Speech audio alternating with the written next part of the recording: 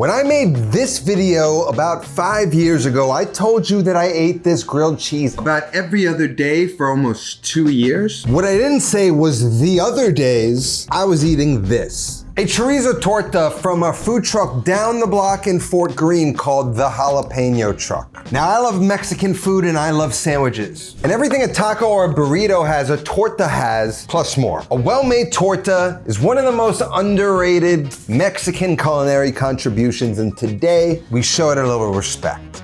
This is the chorizo torta. Now, we've made chorizo before. In that method, we made our own chili powder from whole chilies. We used lots of equipment. Seeing as though it's 105 degrees outside, I'm gonna show you more of a simpler, quicker way to do this. We're gonna take some basic chili powder, add a tablespoon of that. Fresh New Mexican chili, another tablespoon. Again, for color, a tablespoon of paprika. That was all the tablespoons. Everything now is a teaspoon and below.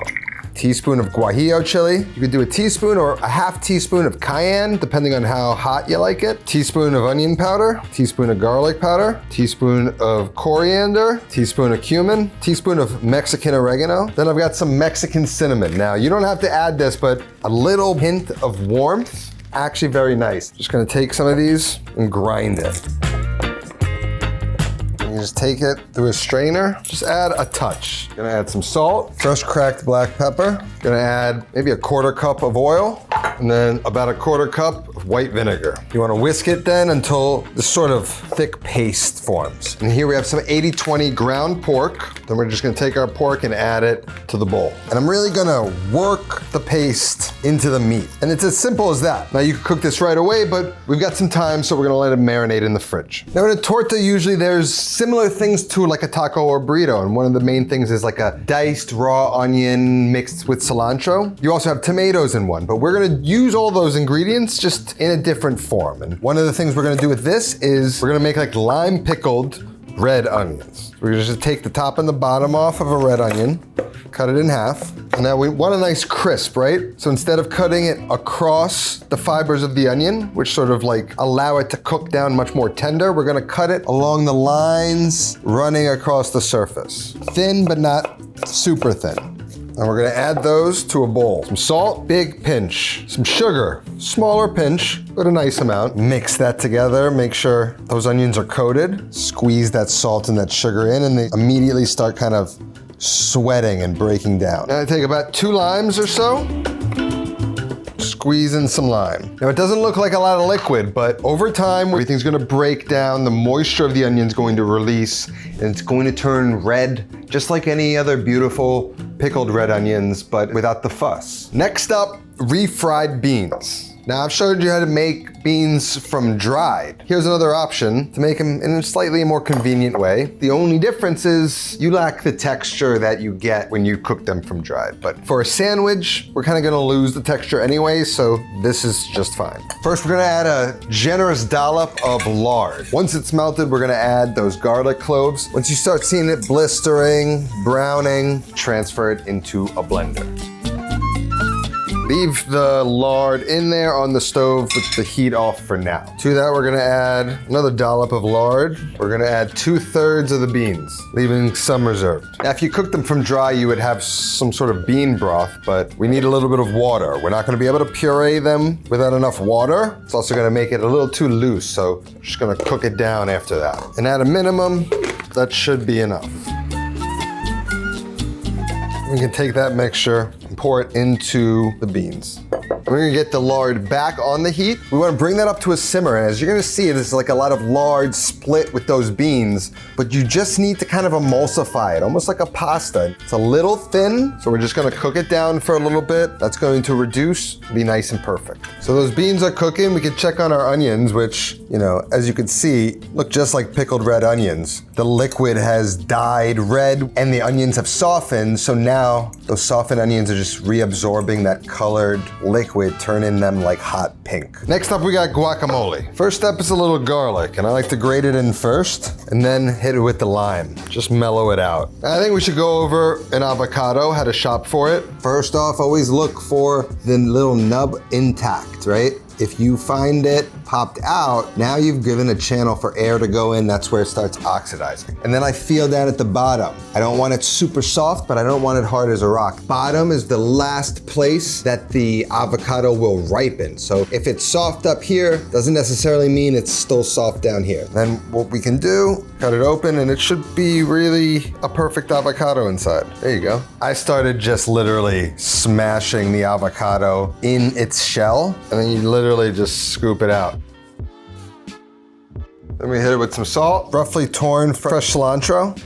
And then instead of adding sliced tomatoes, we're gonna dice some tomatoes. I'm gonna cut this in half, then into a quarter. Then we're gonna take our knife, and right where that sort of juice meets the flesh, we're gonna cut in, push the knife down, as well as the back end, we're gonna push down and sort of flatten it. So we just left with the flesh of the tomato.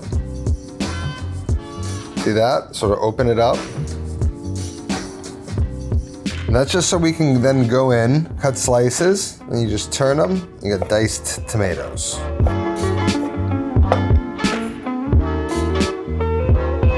I'm gonna show you the very first trick I learned in my culinary life when I worked as a dishwasher and occasionally would be tasked with making salads. An iceberg, you would always pull the lettuces off and you gotta get that little butt off, right? You know, what are you gonna cut it? No, you just smash it in and it comes out like that.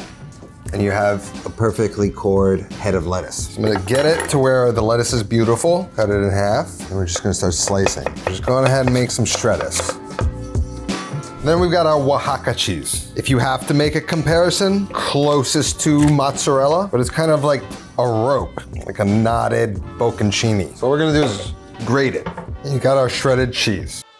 And you see how our beans have thickened and that water has reduced out? That's about the right consistency. So I'm gonna try and hold it there. Now I got my other saucier, a much bigger one. I'm gonna get the heat on medium high, and then I'm gonna add another knob of the lard. Once the lard is melted and hot, we're gonna go ahead and add in our chorizo. I give it a second untouched, and then we're gonna start the process of mincing up this meat. I like my chorizo nice and fine. And because of how we sort of processed it with the spices, you can see the texture is just different. It's gonna end up being more of like a crumble. Right now it's perfect, it's cooked through, it's moist, and it's flavorful, and that's what chorizo is all about. Our meat is cooked, keep that warm over here. Now I have a griddle preheating to deal with our cheese and our bread. Now a torta is usually made on a telera roll. The closest thing I could find is this. I'm not sure what this is called, but it is the same sort of oval kind of shape, and it holds up well to the sandwich. You're just gonna cut it open, and we're gonna hollow out the inside, just a little bit.